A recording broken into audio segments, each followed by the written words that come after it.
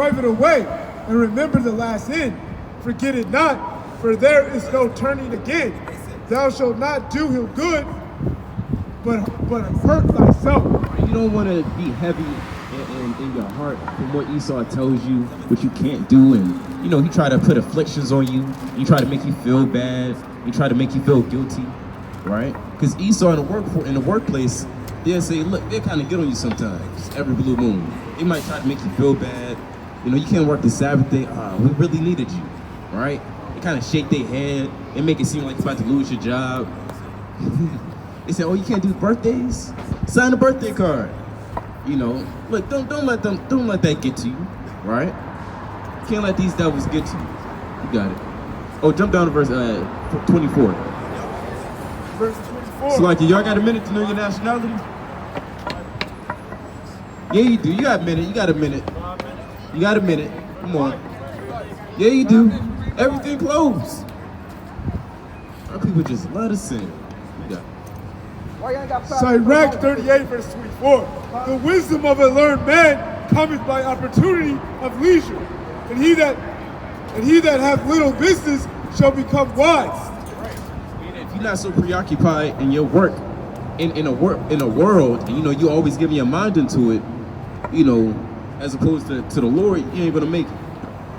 So, Proverbs 22 and verse 29. Seest thou a man diligent in his business, he shall stand before kings, he shall not stand before mean men. All right, seest thou a man diligent in his business, he shall stand before kings, not before mean men. Go ahead. Verse 22, remember my judgment, for thine also shall be so. Yesterday for me, and today for thee. When the dead is at rest, let his remembrance rest, and be comforted for him when his spirit is departed from him. The wisdom of a learned man cometh by opportunity of leisure. Right. Wisdom of a learned man cometh by opportunity of leisure, right? Meaning your leisure, that's the time where you can get the most wisdom, right? Because they always say, even in the world, my father used to tell me, idle mind, and it's different variations of this saying, but idle mind is the devil's playground, right? Some Jake may say, idle hands is the devil's hands, or idle hands is the devil's mittens, right? Because when you idle, you can do anything, right? You kind of just venture off and kind of do your own thing. So you can't be idle in this thing, right? But if you do have leisure, you gotta give your time over to the Lord. And he that hath little business shall become wise. How can he get wisdom that holdeth the plow? Right. How can you get wisdom if you always preoccupied in your work and you trying too damn busy to make it to be the boss? All right. Look, you can't serve two masters. All right. It's either Yahweh Shai or Esau, the so-called white man. We got a precept. Hold on. Bring that up. This is the book of Luke, chapter 14, verse 15. Oh, Salakia 16. Then said he unto him, a certain man made a great supper, and a great supper, and bade many, and sent his servant at supper time to say to them that were bidden, come To them that were bidden.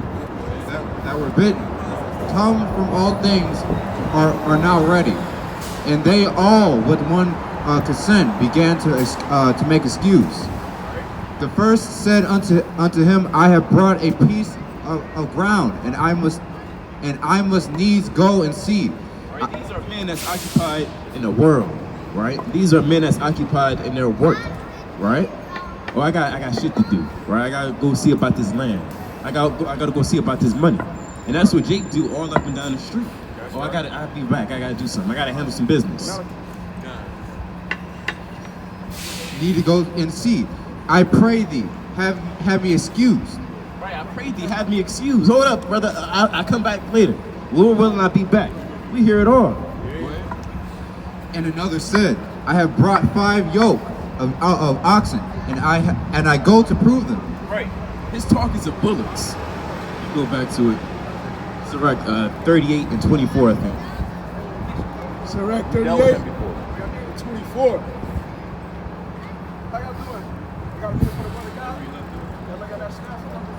How can he, this is the book of Sirach, chapter 38, verse 25.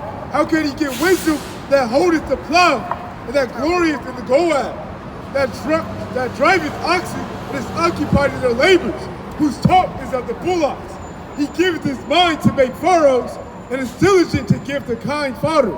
So every carpenter and workmaster that laboreth night and day, and they that cult and grave seals, and are diligent to make great variety, and give themselves to counterfeit imagery, and watch to finish a work. Right. Whatever occupation it's like whatever occupation you're in or you have, you're going to be diligent to finish the work, right? You got carpenters like the scriptures brought out. You got masons. You got people that do pottery. They're very diligent in doing their work, right? Meaning their mind is very focused. That's the only thing they focus on. Now, we're not saying, don't work, don't provide for your family, but you don't want to give all your time over to Esau, right? He actually need to work double overtimes when you don't really need the money. Like, what are you doing that for then?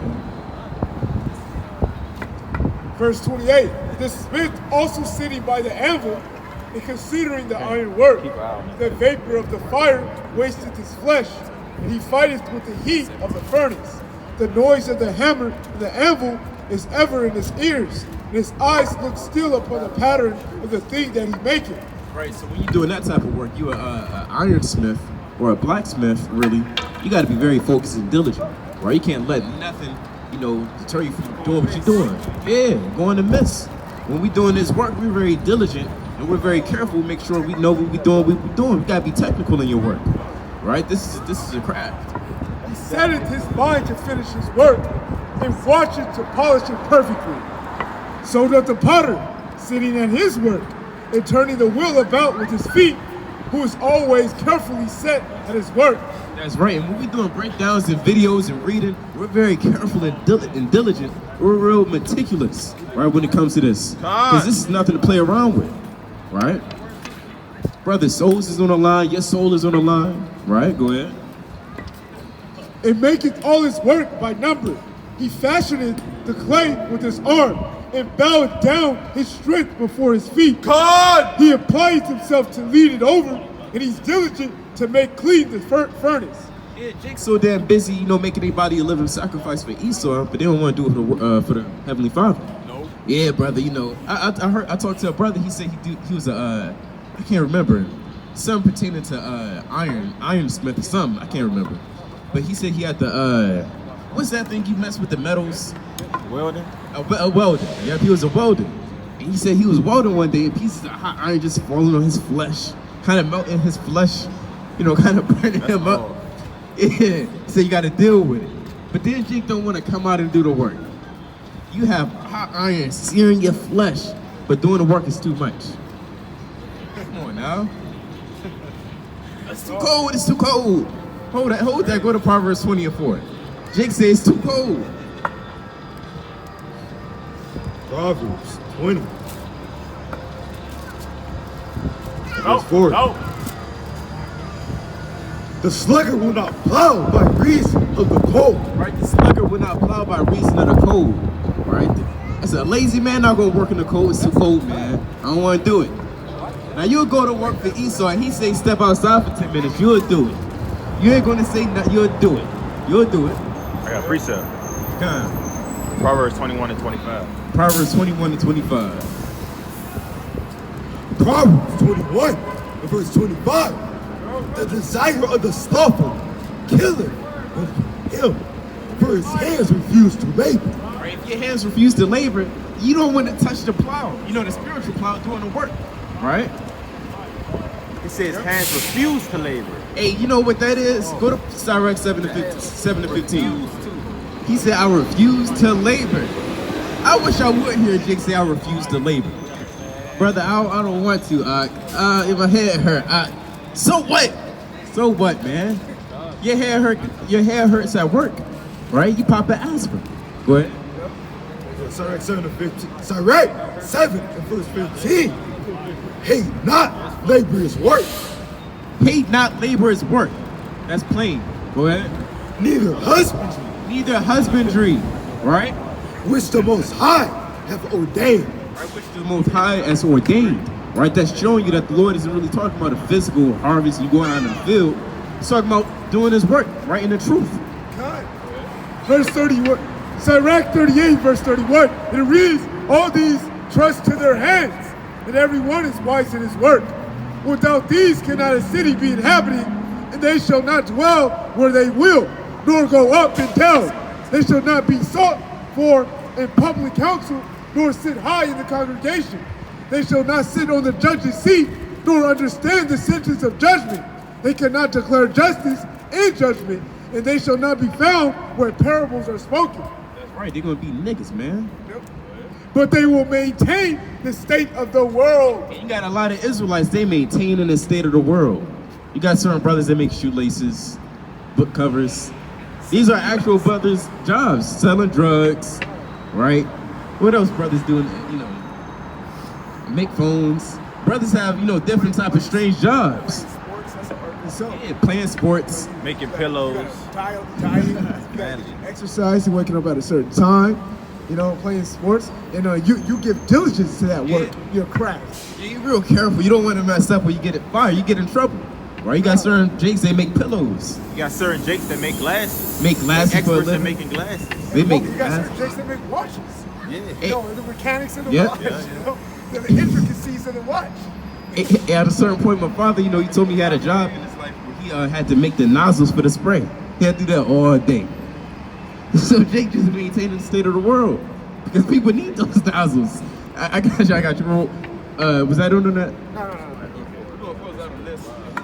But they will maintain the state of the world, and all their desire is in the work of their craft. Right. That's all they know and that's all they love. We've all met that Jake. Right? We all met that Jake. Oh, this is my only job. This is all I do. I eat, sleep, and work. Right? That's all I do. I'm going to end it out on this. Luke 10 and verse 1. After these things, the Lord appointed other 70 also, and sent them 2 and 2 before his face into every city and place whither he himself would come. Therefore said he unto them, the harvest truly is great, The harvest truly is great. It's a lot of work to do. Good. Go ahead. but the laborers are few. Right, we don't have enough employees in this thing. We need more workers. Right? We hiring right now. That's Right? Stop going on Indeed. Look, we hiring. Go ahead. Pray ye therefore the Lord of the harvest, that he would send forth laborers into his harvest. Hey, the Lord is sending forth laborers. Right? These are the brothers that's going out on the highways and byways. Right? Doing what they can to build up Israel for the Spirit. Go your ways. Behold, I send you forth as lambs among wolves. Carry neither purse, nor scrip, nor shoe, and salute no man by the way. Hey, we're in the elements. Right? We're spiritual businessmen. Right? And we doing a job. Right? Constantly on the move. But with that, I'm going to pass to the next mighty brother. Good. All right?